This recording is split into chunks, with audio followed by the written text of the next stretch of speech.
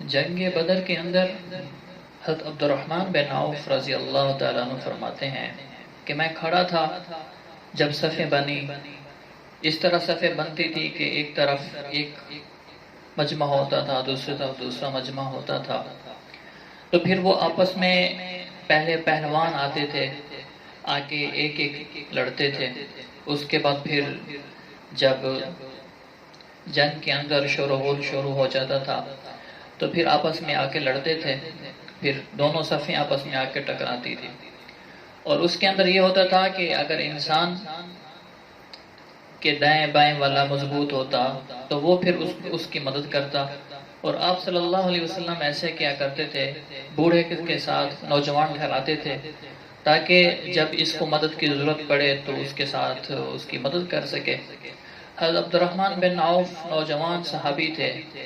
فرماتے ہیں کہ جب میں صف میں کھڑا ہوا تو پھر میں نے دیکھا، میرے دل میں خیال آیا کہ آج میرے ساتھ کوئی دائیں بائیں کوئی نوجوان ہوتے تو پھر اچھا ہو جاتا.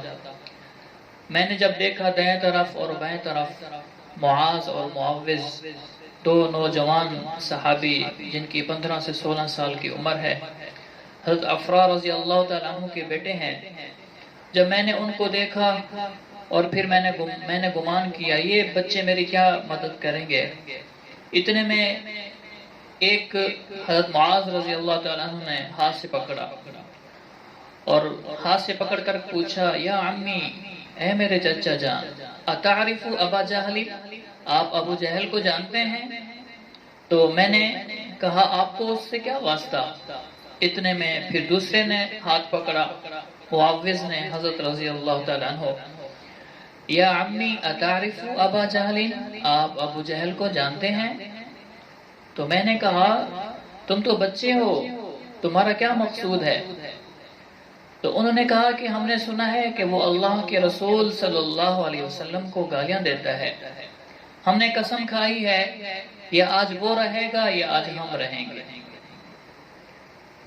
تو اتنے میں نے ان کو کہا وہ تو سردار ہے اور اپنی حفاظت میں رہتا ہے، وہ تو بہت بڑا شاہ سوار ہے، اس کو مارنا آسان تو نہیں ہے، مشکل ہے کہ وہ پہلوانوں میں سے ایک پہلوان ہے، ایک شاہ سوار ہے، عرب کا وہ سردار ہے اور سر سے لے کر پاؤں تک وہ لوہے میں اپنی حفاظت میں لیس رہتا ہے.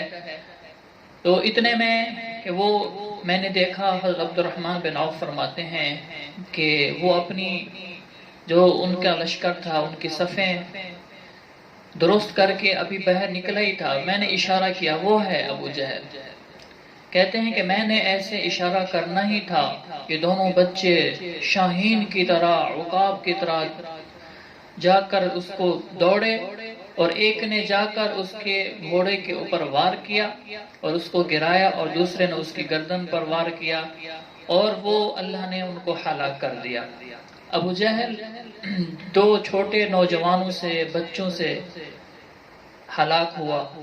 اور ابن مسعود رضی اللہ تعالیٰ عنہ ان کے پاس گئے اور کہا دیکھا اپنی حالت، اور کچھ گردن ابھی بچی تھی اور سانسیں چل رہی تھیں.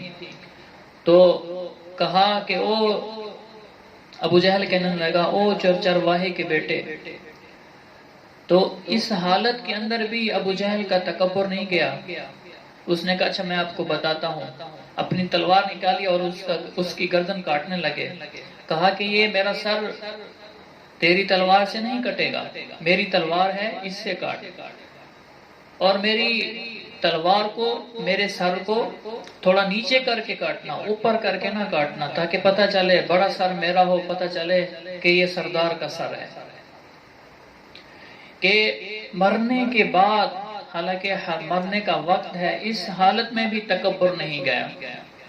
تو آپ صلی اللہ علیہ وسلم نے فرمایا جو موسیٰ علیہ السلام کے زمانے میں جو اس زمانے کا جو فرعون تھا، جب اس کو بھی ڈبکی لگی اور اس نے بھی کہا تھا کہ میں موسیٰ اور ہارون کے رب پر ایمان لے آیا، اور یہ ایسا بدبخت تھا کہ اپنی موت کو دیکھ کے بھی کہہ رہا ہے کہ میں ایمان نہیں لاتا اور میری گردن کو تھوڑا نیچے کر کے کاٹنا، اوپر کر کے نہ کاٹنا.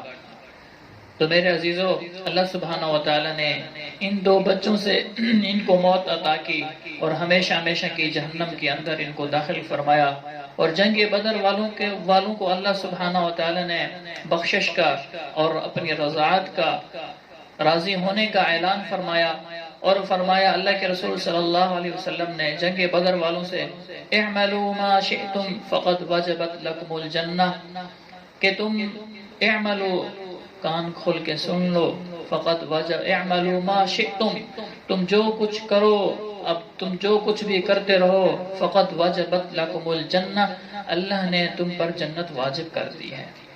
اعملوا ما شئتم کا مطلب کیا ہے؟ علماء فرماتے ہیں، علماء نے لکھا ہے اس سے مراد کے بشری انسان کے ناتے ہوئے کوئی غلطی بھی ہو جائے گی، اگر بشری تقاضے کی وجہ سے کوئی غلطی بھی ہو جائے گی، ان سے تو پہلے غلطی ہوگی بھی نہیں، ان سے غلطی ہو ہی نہیں سکتی، اگر بشر کے ہوتے ہوئے کوئی غلطی ہو بھی گئی تو یہ فوراً اللہ سے معافی مانگ لیں گے اور اللہ ان کو معاف فرما دیں گے۔ تو اللہ سبحانہ و تعالی ہمیں تکبر کرنے سے بچائے، اللہ سبحانہ و تعالی ہمیں اپنی الہیت، اپنا قرب، اپنی محبت، اپنا عشق ہمیں عطا فرمائے، ہمیں عاجزی عطا فرمائے، اپنے تکبر سے بچائیں۔ اللہ پاک ہماری تکبر سے ہم سب کی حفاظت فرمائے۔